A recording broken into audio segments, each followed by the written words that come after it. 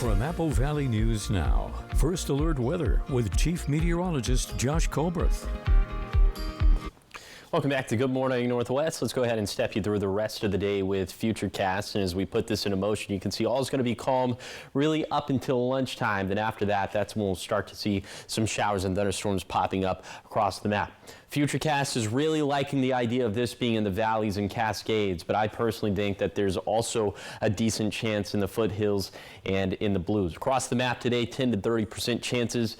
If any place got excluded from that would probably be in the lower Columbia Basin. After 8 p.m., most of this is going to fall off the map as we lose daytime heating. So for today, other than the thunderstorm potential, it's going to be bright and it is going to be warm, but still about 5 degrees cooler than normal for this time of the year. So a lot of us are going to have a hard time making it up to 90 in our lower elevations, 60s and 70s up in the mountains. Winds fairly light for today, could be a little bit breezy after 2 p.m. in the Kittitas Valley, and then also down towards the Dalles and up in the Cascades. Then for tonight, like you saw in Futurecast, mostly dry once we get past 8 p.m. Clear skies at that point, and overnight lows mild as we'll have 50s and 60s for lower elevations, 40s and 50s in the mountains.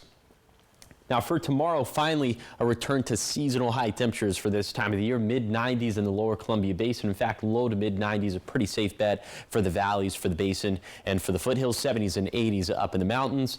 Will actually be a smidge hotter for Thursday, but this is only a few degrees hotter than normal for this time of the year. Cooler in Friday and Saturday, then warmer for Sunday and Monday. So in general, up and down high temperatures over the next 7 days, but pretty hot if you average it all out. And then it's going to be pretty dry as well for Wednesday through Monday. So with the heat, with the dryness, this means that vegetation dryness is going to go back up, and eventually fire danger will go back up as well. Here's a 7-day forecast for the Tri-Cities. One final day of 80s before it's a whole lot of highs in the 90s for Wednesday through Monday. In Yakima, a few thunderstorms possible today, but dry and hot past Wednesday. In Ellensburg, also tracking the possibility of a few thunderstorms today and keeping a close eye on some stronger winds for Thursday and Friday. In Hermiston, dry and hot over the next week with a breezy stretch from Thursday through Sunday. Finally for Walla Walla, maybe a shower thunderstorm left over today, then the weather turns pretty calm for the rest of the forecast period.